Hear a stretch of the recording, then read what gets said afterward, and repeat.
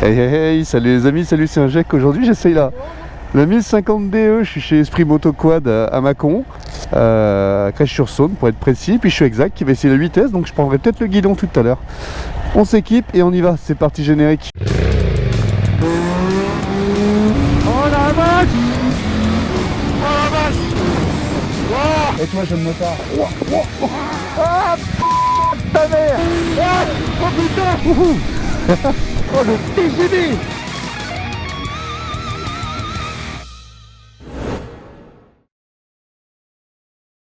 Ah là là les amis, encore un essai non dénué de sens pour moi. Pourquoi? Parce que je suis à la recherche d'un trail, ça y est, j'ai décidé, je vais me prendre un trail. Cette moto, je la trouve superbe, je la trouve belle en bleu, je la trouve belle en jaune, je la trouve belle tout court. C'est très clivant comme look. Je m'orienterai plutôt sur une 800, mais la place arrière de la 800 est un peu moins généreuse. Le moteur, pour du duo, j'ai un peu peur. Donc j'essaye la 1050 DE. J'ai essayé la version SE qui m'a beaucoup plu, mais esthétiquement, je trouve celle-là beaucoup plus jolie. Voilà, c'est dit. Alors qu'est-ce que nous avons? Eh ben nous avons un trail avec un moteur en V, le fameux V-Strom qui a plus de 20 ans en architecture aujourd'hui. Nous sommes sur une cylindrée de 1037 cm3 je crois, oui c'est ça, avec une puissance de 107 chevaux. C'est somme toute assez suffisant. Le seul truc qui me fait un peu peur sur cette moto, c'est le poids. 250 kg ou en tout cas pas loin, avec 20 litres d'essence. Et la hauteur de selle, je vais vous l'indiquer là, parce que je m'en souviens plus.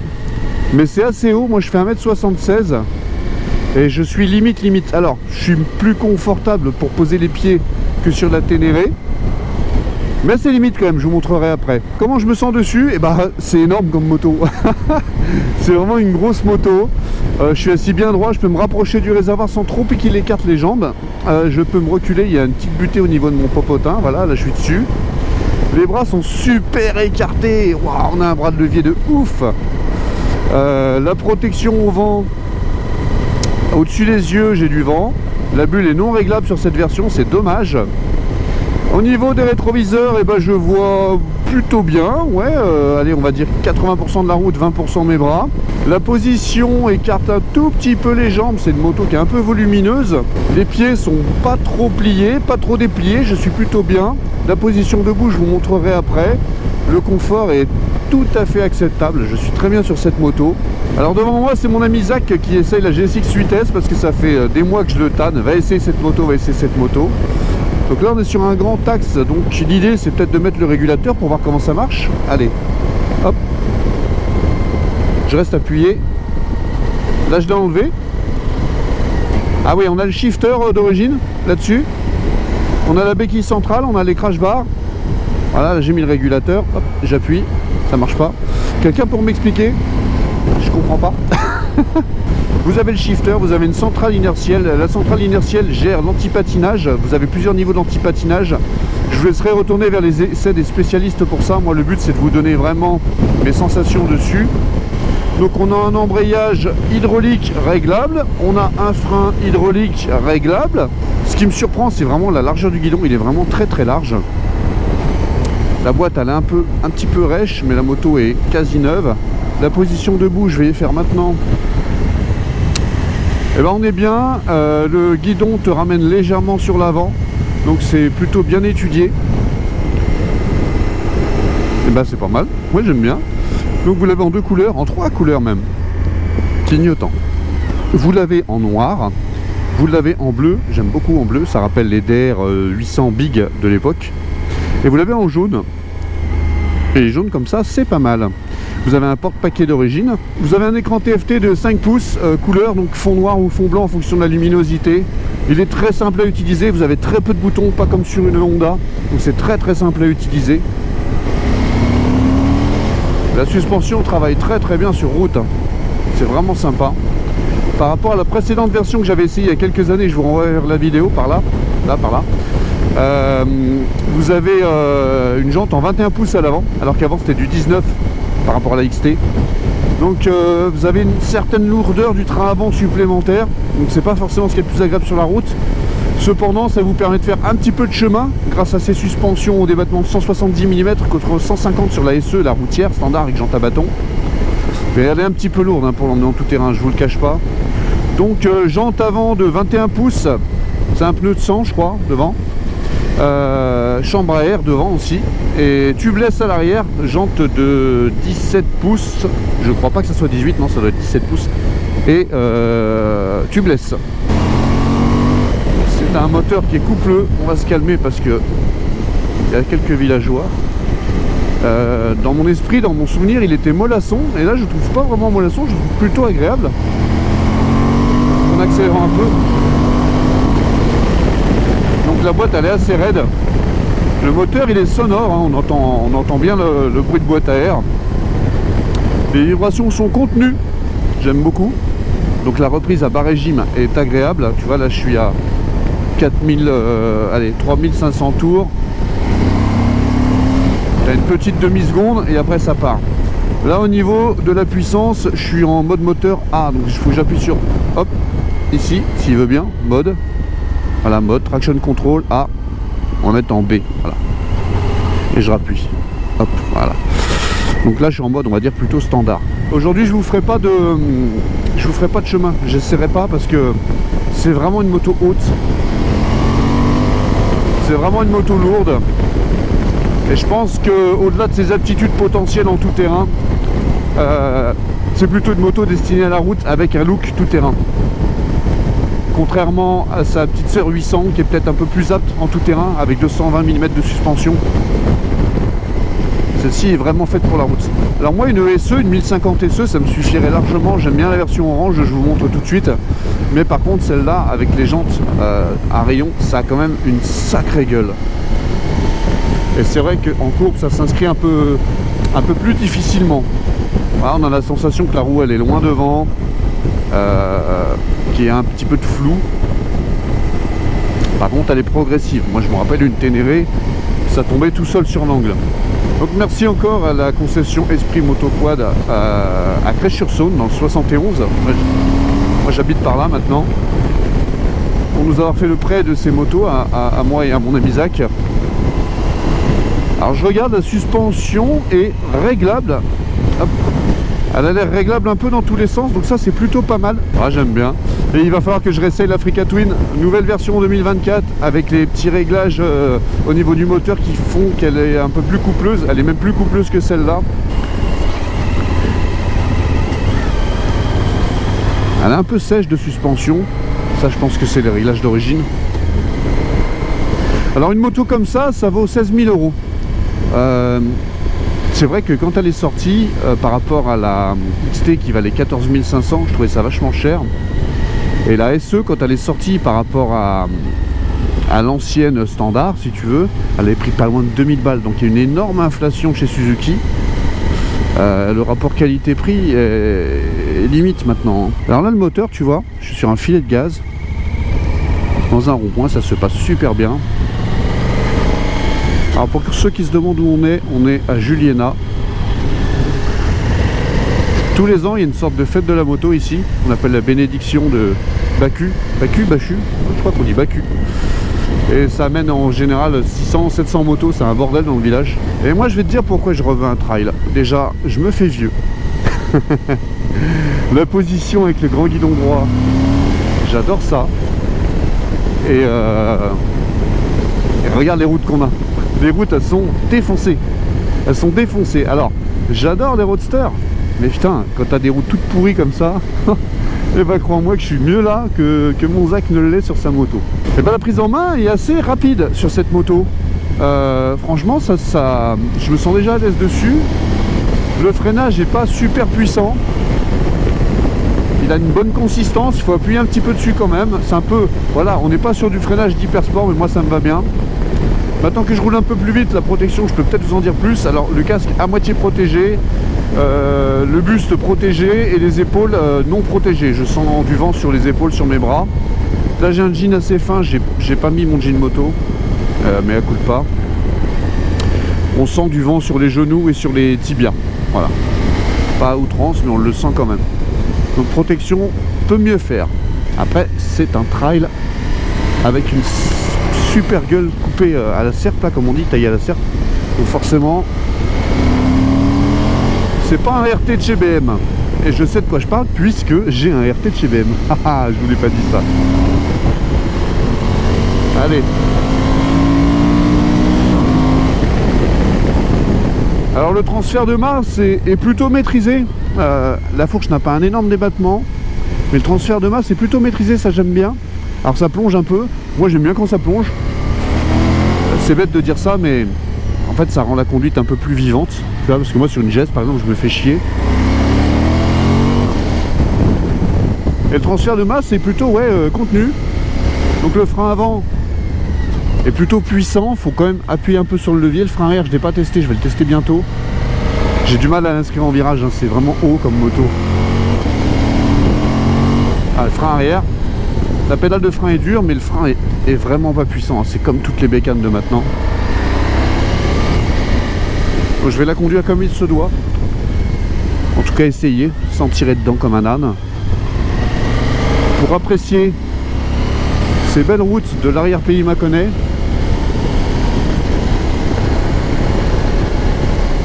C'est pas ce qu'il y a de plus expressif comme moteur, mais je regardais un peu le compteur tout à l'heure et j'ai pris un peu de vitesse sans vraiment m'en rendre compte. Donc on est vraiment dans l'efficacité. Ça peut être piégeux. Donc ce genre de moto, est-ce que je mets le pied par terre en tournant? un peu super motard. Ça peut être un peu piégeux. Alors les pneus, je sais pas les pneus qu'ils nous mettent dessus d'origine, mais c'est pas une information vraiment importante parce que au final les pneus on les change à un moment donné sur la moto. Et je vous indique quand même la montre de pneus ici.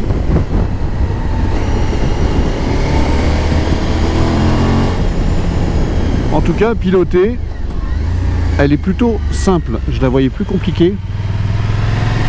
Alors c'est vrai que voilà, tu vois, quand tu penches un peu, tu sens que tu as du poids en haut. Là c'est assez impressionnant. Et en faisant attention, en se laissant une petite marge de sécurité, en enroulant tranquillement, ça va. Je trouve que la suspension est un bon compromis entre confort et précision. C'est pas la plus confortable des motos que j'ai essayé, mais c'est pas la moins précise non plus. Donc ce setting me convient plutôt bien. Ouais, typiquement ce genre de route en été quand c'est bien sec en roadster c'est génial. Putain, en hiver, si en plus le goudron il est un peu flingué, c'est l'enfer quoi. Et ça c'est le genre de route que mon Zach il aime bien. Tu vois, je suis en deuxième, je touche pas l'embrayage, hein. Hop. Et vraiment souple. Ça c'est super agréable. Et tu vois, même en conduisant en B, moi ça me suffit largement assez. Entre le mode A et le mode B d'ailleurs, je vois pas une grosse différence. J'ai vu la différence sur la 800 DE, mais sur la 1050 non, c'est pas flagrant. Le shifter n'est pas forcément des plus agréables à utiliser, je trouve.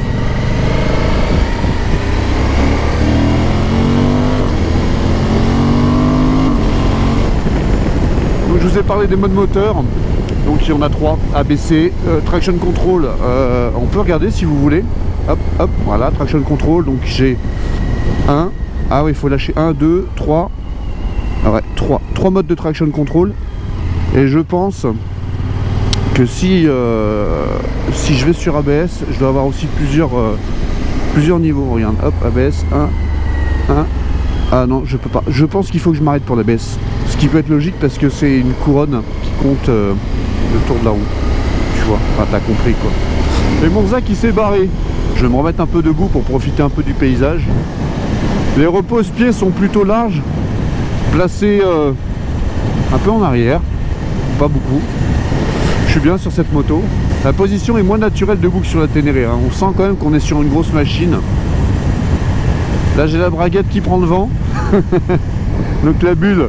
Ah, je comprends pas pourquoi ils ont pas mis une bulle réglable sur cette machine là, comme sur la version standard. Je trouvais ça plutôt bien, mais bon. On va mettre en mode moteur A, voir si vraiment il y a une différence. Hop, hop, hop. Et là, on va mettre hop, hop, P, A. Voilà. Il faut bien lâcher l'accélérateur. Ouais, pas flagrant. Un peu plus réactif, mais vraiment quand on tourne le tout début de la poignée. Et là, mon Zach, il nous emmène où? Ah, il veut qu'on s'arrête. Hop, regarde la hauteur des pieds. Ah, putain, je suis sur une pointe à droite. Ouais, je suis vraiment sur... Ouais, c'est limite.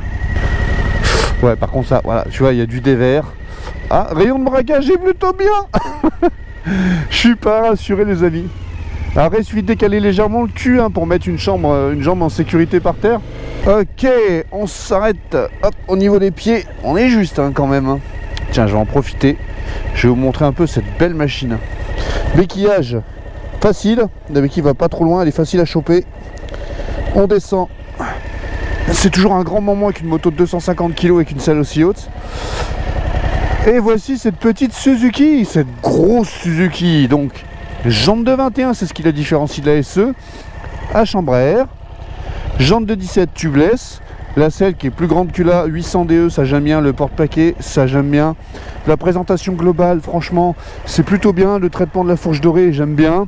Le phare de katana à LED, j'aime bien. Oh putain, il est en train de pisser. Le salopard. Le salopard. J'aurais pas grand chose à flouter, ça va. Donc oui, elle a des crash bars. Donc elle a un petit sabot qui est pas très épais, mais qui a le mérite d'être là. Et c'est plutôt pas mal. L'échappement, c'est lance-patate énorme. Fixation pour les bagages. Éclairage à LED. Clignotant à LED. Ouais, bah moi je la trouve belle. Ce que je trouve dommage, ça aurait dû être en noir ou en jaune. Ça aurait été vraiment sympa. Bon, on va prendre la route. Et puis on va conclure. Allez. Ah j'aime bien ce temps-là, moi. Tu vois, c'est un peu menaçant, mais en fait, c'est un temps... Je vais fermer. C'est un temps à trail pour moi. J'ai pas froid, les protège-mains fonctionnent bien. J'ai carrément moins froid que tout à l'heure sur ma MT-09. Putain, mais le mec, il a combien de motos, quoi? Tu vois, là, c'est un peu pourri par terre. Et bizarrement, moi, tu vois, avec un trail, avec une petite roue étroite, j'ai moins peur qu'avec un gros pneu de 180 comme il a, tu vois. Hop. Mais je vais conclure. Alors, qu'est-ce qu'il en pense, Inject? Esthétique, 5 sur 5. J'adore l'esthétique. Je vais rouvrir de cette moto. Parce que ça me fait penser aux anciens DR. Parce que c'est un parti pris esthétique. Et moi, j'aime beaucoup. Donc pour moi, ça sera 5 sur 5. Le moteur... bah écoute, je suis étonné. Alors je crois savoir qu'ils ont... Par rapport aux anciens, ils ont raccourci la transmission. Donc j'ai l'impression que c'est un peu plus vivant que la XT que j'avais essayé il y a 3-4 ans. Donc le moteur, je mettrais un 2,5. Allez, 3 sur 5. 3 sur 5. Qu'est-ce qu'on a encore? Et bah tout ce qui est châssis, etc., tenue de route, sur la route à un rythme de mec qui sait pas très bien rouler comme moi, je mettrais un 4 sur 5. Je peux pas mettre un 5 sur 5, c'est pas un roadster, c'est pas ce qu'on lui demande. Elle a un peu de transfert de masse, elle est un peu lourde. Voilà, donc, allez, un 4 sur 5. Et le dernier critère, confort et polyvalence, on va le mettre dans les deux. Alors confort, ça serait un 4 sur 5. C'est plutôt pas mal, peut-être même un 5 sur 5, donc 4 sur 5 parce qu'on va pas être trop gentil. Et la polyvalence, un 5 sur 5 parce que la selle elle est grande, il y a un porte-paquet, etc. Donc ça fait du 4,5. Donc si je fais bien mes calculs, 4,5 plus 3, ça fait 7,5, 7,5 plus 5, 7,5, 8, 9, 10, 11, 12, 12,5. Et j'ai mis un 4, 13, 14, 15, 16. 16,5 sur 20. Ça, c'est la note finale de Tonton Inject pour cette moto. Dites-moi ce que vous en pensez. Dites-moi s'il vaut mieux que je parte sur celle-là ou sur une SE. Il y a très peu d'écart de prix, mais celle-là, je la trouve tellement plus belle. Si vous en possédez une, partagez votre expérience, mes amis. Ça fait plaisir. Likez la vidéo. Abonnez-vous. Je suis désolé de quémander, mais pour le référencement, bah, c'est bien. Et puis moi, je suis content. Et en attendant, je vous souhaite une bonne journée, une bonne soirée, une bonne année, un bon anniversaire, en fonction de la date et l'heure à laquelle vous me regardez, bien sûr. Salut, salut les amis.